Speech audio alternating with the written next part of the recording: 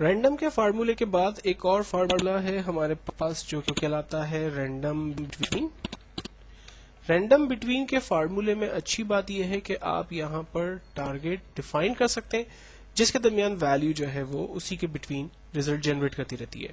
For example میں چاہتا ہوں کہ منیمم ویلیو اور میکسیمم ویلیو جس کو میں نے لو اور ہائی کے ذریعے ڈیفائن کیا کہ منیمم ویلیو جو ہے وہ 1 ہونی چاہیے اور میکسیمم ویلیو لائک 10 ہونی چاہیے اور اس کے بٹوین جو ہے وہ ہمارے پاس ریزلٹ جنریٹ ہو. تو ہم لوگ ریزلٹ کے لیے بھی سیل بنا لیتے ہیں اور سی بارڈر وغیرہ بنا کر اس کو تھوڑی سی بیوٹی دے دیتے ہیں. فارمولا استعمال ہوگا equals to random between then bracket open. کہتا ہے کہ ٹاپ باٹم ویلیو ڈیفائن کریں. باٹم کا مطلب ہے کہ لو ویلیو سب سے کم کہاں سے سٹارٹ کریں. ہم نے کہا آپ سٹارٹ کریں 1 سے کاما اور ہائیسٹ ویلیو کیا ڈیفائن کریں. ہائیسٹ ویلیو ہے ہمارے پاس 10. انٹر کیا, آپ دیکھیں 1 سے 10 کے بٹوین کوئی بھی رینڈم ویلیو اس نے جنریٹ کر دی. ایک یہ سمپل اور آسان طریقہ. اچھا, اگر اسی فارمولے کو لائک میں ایک اور طریقے سے دیکھتا ہوں کہ مجھے 20 سے لائک 50 کے بٹوین نمبر چاہیے تو فارمولہ لگاتے ہیں equal to random between bracket open bottom value and then top value define کی. یہ ہمارے پاس ریزلٹ جنریٹ ہو گیا.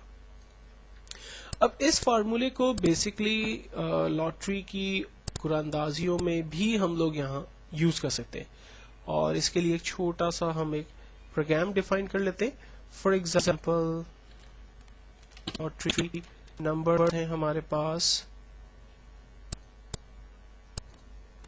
1 سے لے کر 49 کے درمیان اور دا وننگ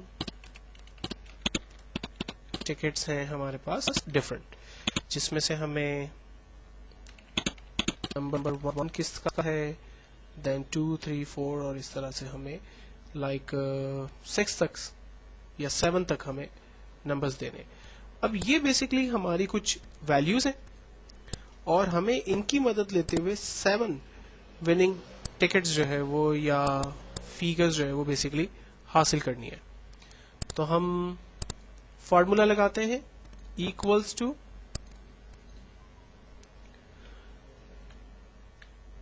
فارمولا ہے ہمارا equals to random between and then bracket open. سوال وہی ہے کہ آپ ٹاپ اور باٹم ویلیو بتا دیں. میں نے یہاں پر ٹاپ ویلیو 1 بتا دی, باٹم ویلیو 49 بتا دی. انٹر کیا, پہلا فیگر ہمارے پاس 31 جنریٹ ہو گیا. لیکن جب میں مزید نمبر 2 3 4 کو ڈریگ کروں گا تو اب ریزلٹ دیکھیں ہمارے پاس غلط آنا شروع ہو گئے یا نہیں آ رہے ہیں. اس کی وجہ کیا ہے؟ اس کی وجہ ہم لوگ پہلے بھی ڈسکس کر چکے ہیں. جب پہلے سیل کی رینج بنائی تھی تو اس میں دونوں سیل ایڈریس پراپرلی رینج میں آ رہے ہیں, لیکن جیسے ہی دوسرے سیل کی رینج ہم دیکھ رہے ہیں تو وہ رینج ایک اسٹیپ نیچے آ گئی. تیسرے سیل پر اسی طرح سے رینج ایک اسٹیپ نیچے آ گئی, جس کی وجہ سے ریزلٹ ہمارے غلط آ رہے ہیں. تو ہونا یہ چاہیے تھا کہ جب ہم رینڈم بٹوین کا فارمولا یوز کریں گے تو اپنے سیل کو ایبسلیوٹ کریں گے, یعنی اس کو فکس کریں.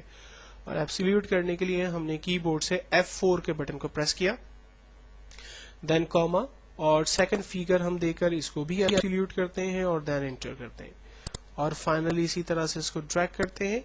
آپ دیکھیں ہمارے پاس 7 ڈفرنٹ ویلیوز جو ہے وہ جنریٹ ہو گئی, یا 7 ہمارے جو لکی ونرز ہیں ان کے ریزلٹ ہمارے پاس جنریٹ ہوئے.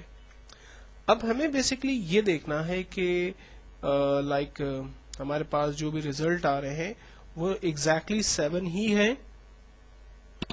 تو اس طرح سے ہم لوگ لاٹری کے بیسکلی کوپنس یا جو لکی ڈراز ہیں ان کے ریزلٹ جو ہے وہ آسانی سے حاصل کر سکتے ہیں. نیکسٹ ایک فارمولا ہم ڈسکس کرنے جا رہے ہیں جو کہ پروڈکٹ کا فارمولا ہے. پروڈکٹ کا فارمولا بیسکلی ویلیوز کو آپس میں ملٹیپلائی کرتا ہے اور اس کا ریزلٹ ہمیں جنریٹ کر کے بتاتا ہے. فار ایگزامپل میرے پاس ڈفرنٹ نمبرز ہیں اور اس کا مجھے پروڈکٹ ریزلٹ دیکھنا ہے. نمبر سے لائک 2 کو اگر میں 3 سے ملٹیپلائی کرتا ہوں اور 5 کو 10 سے ملٹیپلائی کرتا ہوں تو میرے پاس ریزلٹ کیا آ رہا ہے. فارمولا ہے equals to product bracket open, number 1 हमें कहता है रेंज में लें, हमने रेंज में दिया, नंबर 2 को रेंज में दें। अगर इस तरह से आगे वैल्यूज है तो आप 3, 4, 5 तक जा सकते हैं, अदरवाइज मैं यहाँ एंटर कर रहा हूँ, रिजल्ट हमारे पास जनरेट हो गया। अगर मुझे सेम एक और फार्मूला लगाना है, for example equals to product bracket open, number 1 हमने रेंज किया, देन नंबर 2, रिजल्ट हमारे पास जनरेट हुआ। तो एक्चुअल में होता क्या है कि ये वैल्यूज को आपस में मल्टीप्लाई करता है और हमें रिजल्ट जनरेट करके हमें बताता है। देन एक फार्मूला हम लोग देख रहे हैं, नेटवर्क्स के नाम से है ये formula, network days. Network days का फार्मूला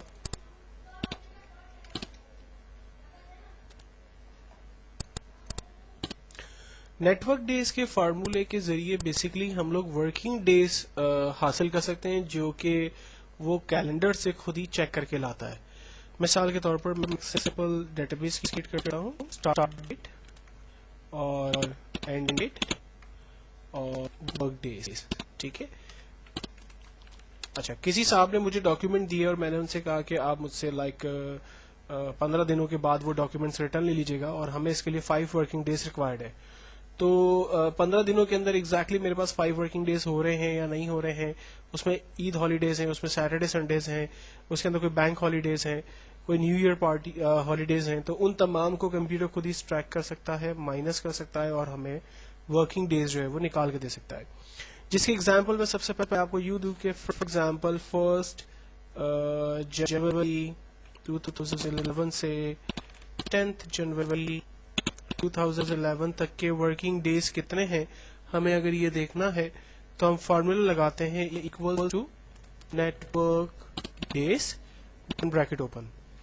कहते हैं कि स्टार्ट डेट बताइए, हमने स्टार्ट डेट 1 जनवरी 2011 डिफाइन किया, कॉमा एंड डेट बताइए, हमने एंड डेट बताई 10 जनवरी 2011 और एंटर किया।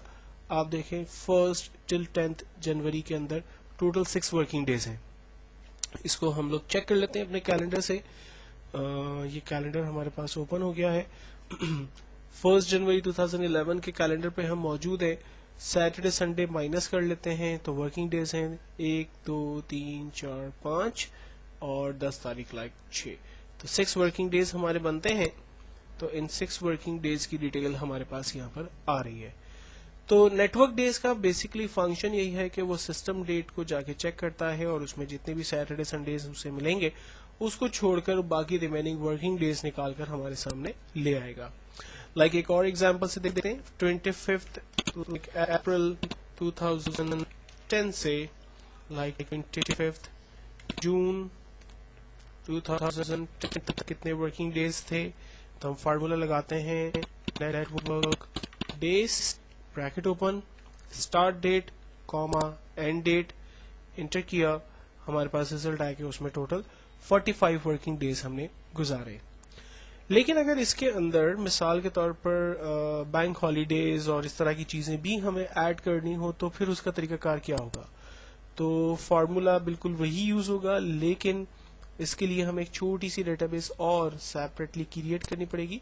मिसाल के तौर पर मैं यहाँ पर एक छोटी सी डेटाबेस बना लेता हूँ कि बैंक हॉलीडेज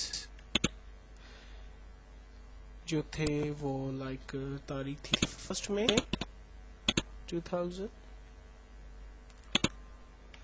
लास्ट ईयर का हम देख लेते हैं, और किसी वजह से एग्जाम्स थे 25 दिसंबर 2010, क्रिसमस पार्टी या कुछ और, न्यू ईयर का था प्रोग्राम या न्यू ईयर की वजह से छुट्टी थी 1 जनवरी 2011 को। अब इसमें से हम डेट लेते हैं, किसी कोई साहब आए जिन्होंने 20 दिसंबर 2010 को डॉक्यूमेंट दिया और 5 जन 2011 को रिटर्न लेना है। तो कितने वर्किंग डेज इसमें से हमारे पास बेसिकली काउंट होंगे, इसको हम देखना चाहते हैं। तो फार्मूला हम लगाते हैं equals to network days bracket open, start date हमने बताई 20 दिसंबर 2010, कॉमा एंड डेट, उसके बाद आ रहा है कॉमा हॉलीडेज बता दें। तो हॉलीडेज के लिए बेसिकली हम लोग डिफाइन करेंगे सिर्फ डेट्स को एंड देन एंटर करेंगे। आप देखें उसने खुद 20 दिसंबर से 5 जैन के बिटवीन डेट्स को एक्सट्रैक्ट किया, सैटरडे संडे माइनस किया, और जो बैंक हॉलीडेज और दूसरे जो हॉलीडेज थे उनको भी उसने माइनस करके हमें रिजल्ट जनरेट करके बता दिया। हम इसको कंफर्म कर लेते हैं कि जो डेट इसने हमें निकाल के दी है वो एग्जैक्टली ठीक भी है या नहीं ठीक है। तो अगेन हम सिस्टम कैलेंडर की तरफ जा रहे हैं और हम 2010 से चलना शुरू करते हैं और हम देखते हैं कि 2010 में जो बेसिकली हमारे पास वर्किंग डेज थे 20 से, तो 1 2 3 4 5 6 7 8 9 10, देन जनवरी 2011 में चलते हैं 11 12 13, तो 13 वर्किंग डेज हमें कह रहा है कैलेंडर के हिसाब से थे और सिस्टम ने भी हमें 13 वर्किंग डेज ही रिजल्ट जनरेट करके बताया।